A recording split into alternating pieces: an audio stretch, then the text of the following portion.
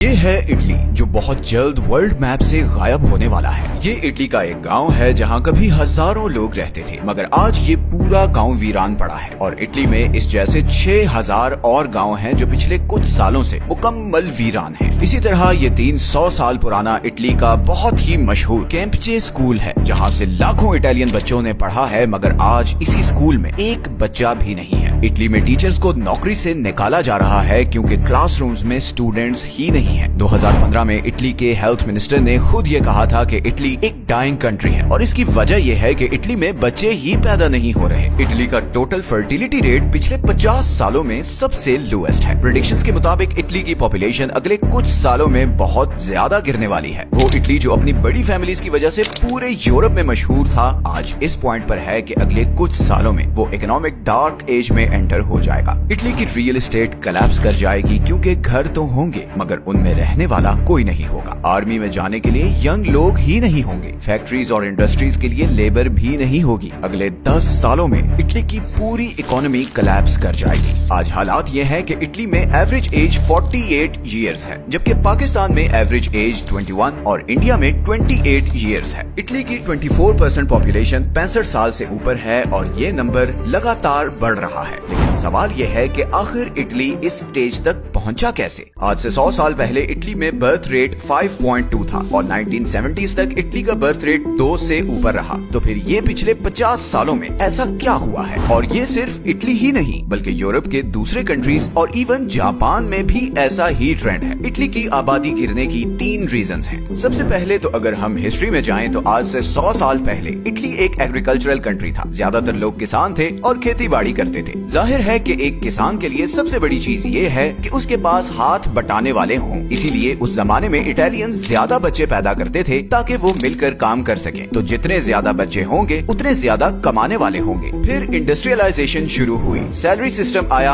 अब 2 बच्चे इतना कमा रहे थे जितना पहले 5 बच्चे कमाते थे। और फिर आखिर वर्ल्ड वॉर 2 के बाद जब इटली की रिकवरी हुई तो उसने सोशल वेलफेयर सिस्टम इंट्रोड्यूस करवाया। अब बच्चे पेरेंट्स की नहीं बल्कि स्टेट की रिस्पॉन्सिबिलिटी थे। उनकी एजुकेशन, हेल्थ सब कुछ स्टेट फंड करती थी। तो लोगों के पास अब ज्यादा बच्चे पैदा करने का कोई इंसेंटिव नहीं रह गया था। इसीलिए 1950s के बाद से इटली में बर्थ रेट गिरता गया और ये ऐसा ट्रेंड है जो सिर्फ इटली ही नहीं बल्कि पूरी दुनिया में देखने को मिला है। सिवाय अफ्रीका के पूरी दुनिया में 1980s के बाद से फर्टिलिटी रेट गिरता जा रहा है। अब अगर हम स्पेसिफिकली इटली की बात करें तो गवर्नमेंट की कुछ पॉलिसीज भी ऐसी हैं कि यंग लोग बच्चा पैदा करने से कतराते हैं। अब जैसे इटली में एक कॉन्सेप्ट है ब्लैंक रेजिग्नेशन, जो हर औरत को जॉब से पहले साइन करना होता है। ब्लैंक रेजिग्नेशन का मतलब ये है कि जैसे ही कोई भी फीमेल वर्कर प्रेग्नेंट होगी वो कंपनी किसी भी नोटिस या रीजन के बगैर उसे फायर कर सकती है। अब एक ऐसा कंट्री जहां की 41% औरतें जॉब करती हों, वहां पर जब ऐसी पॉलिसी होगी तो कौन औरत बच्चा पैदा करेगी? यही वजह है कि इटालियन फैमिलीज जॉब की वजह से शादी और बच्चे डिले करती हैं। एक और दूसरी बड़ी वजह ये है कि इटली में बाकी यूरोप की तरह चाइल्ड बर्थ नेशनैलिटी नहीं है। मतलब ये कि अगर आप इमिग्रेंट हैं और नॉन इटालियन हैं और आपका बच्चा इटली में पैदा हो तो उसे फौरन इटालियन नेशनैलिटी नहीं मिलेगी। अब जैसे अमेरिका और बाकी यूरोपियन कंट्रीज में तो आपका बच्चा ऑटोमेटिकली नेशनल बन जाता है, इटली में ऐसा कोई चक्कर नहीं। और यही वजह है कि इटली में रहने वाले इमिग्रेंट्स थोड़ा अरसा वहाँ गुजारने के बाद नॉर्दर्न यूरोप की तरफ मूव कर जाते हैं। अब ऐसा कंट्री जहाँ पर पहले ही यंग जनरेशन की कमी है, वहाँ ऐसे लॉज सिचुएशन को मजीद खराब कर रहे हैं। गो के अब इटालियन गवर्नमेंट इन लॉज को रिवाइज करने का सोच रही है, क्योंकि जो सिचुएशन चल रही है अगर इमिग्रेंट्स भी जाते रहे तो इटली में काम करने वाला कोई रहेगा ही नहीं। वहाँ पर सिर्फ रिटायर्ड लोग होंगे जिनका पेंशन जनरेट करने के लिए कोई यंग लोग नहीं होंगे। और इसी तरह इटली का हेल्थ सेक्टर भी ओवरबर्डन्ड हो जाएगा, क्योंकि इतने बूढ़े लोगों की देखभाल के लिए डॉक्टर्स और नर्सेज भी नहीं होंगी। इटली में पॉपुलेशन क्राइसिस की तीसरी बहुत बड़ी वजह इटली का जॉब कल्चर है। OECD की रिसर्च के मुताबिक 18 से 34 साल के 70% इटालियंस फाइनेंशियली अपने पेरेंट्स पर डिपेंडेंट हैं। UN की एक रिपोर्ट के मुताबिक इटली में 43% जॉब्स नॉन परमानेंट हैं और इसकी वजह ये है कि पिछले 10 सालों में इटली में 3 रिसेशंस आ चुकी हैं और आज इटली का डेट टू GDP रेशियो 145% तक बढ़ चुका है, जिसका मतलब ये है कि हर 1 रुपए की कमाई के बाद इटली को अपने एक्सपेंसेस कवर करने के लिए 145 रुपए का लोन लेना पड़ता है। आज इटली का हाल ये है कि जिस कंट्री ने पिज्जा शुरू किया उसी कंट्री में डोमिनोज ने अपने सारे स्टोर्स कस्टमर्स ना होने की वजह से बंद कर दिए हैं। ऐसे हालात में यंग लोगों को फाइनेंशियली इंडिपेंडेंट होते होते बहुत टाइम लग जाता है और इसीलिए वो शादी भी लेट कर रहे हैं। 2002 में इटली में शादी करने वाले मर्दों की एवरेज एज 31 साल थी, जो कि अब 2024 में 37 साल तक पहुंच चुकी है। अब अगर ये सिचुएशन ऐसी ही रही तो इटली एक डार्क एज में एंटर हो जाएगा। ऐसे में इटली की गवर्नमेंट को स्वीडन वाला मॉडल फॉलो करना होगा। स्वीडन भी आज से कुछ साल पहले इटली वाली पोजीशन में ही था। फिर स्वीडिश गवर्नमेंट ने चाइल्ड केयर पॉलिसी अनाउंस की, जिसके अकॉर्डिंग जिस कपल के जितने बच्चे होंगे उन्हें उतनी ही सब्सिडी मिलेगी। इसी तरह स्वीडन पेरेंटल लीव इंट्रोड्यूस करवाने वाला पहला कंट्री था। 1974 में स्वीडन ने ये लॉ पास किया कि बच्चा पैदा होने के बाद माँ और बाप दोनों 16 महीने की पेड लीव मस्ट लेंगे। ये 1.5 साल की लीव बनती है और यही वजह है कि स्वीडन ने अपना गिरता हुआ बर्थ रेट सक्सेसफुली कंट्रोल किया। इसी तरह इटली को अपनी इमिग्रेशन पॉलिसीज में भी रिलैक्सेशन करनी होगी। फीमेल एम्प्लॉइज को ब्लैंक रेजिग्नेशन जैसी चीजों से बचाना होगा। अगर अगले 5 सालों में इटली अपना बर्थ रेट 2.1 तक ना ला सका तो इसके नताइज बहुत ही भयानक होंगे। ग्लोबल लेवल पर भी इलॉन मस्क बार बार ये कह रहा है कि ह्यूमैनिटी के लिए सबसे बड़ा खतरा पॉपुलेशन कोलैप्स है और ये बात बड़ी अजीब लगती है बिकॉज साइंटिस्ट तो हमें यही बताते आए हैं कि पॉपुलेशन एक्सप्लोजन होने जा रहा है और अगले 100 सालों में आबादी 16 बिलियन तक पहुंच जाएगी, लेकिन रियलिटी टोटली ऑपोजिट है। 1980s के बाद से पूरी दुनिया में इवन पाकिस्तान और इंडिया में भी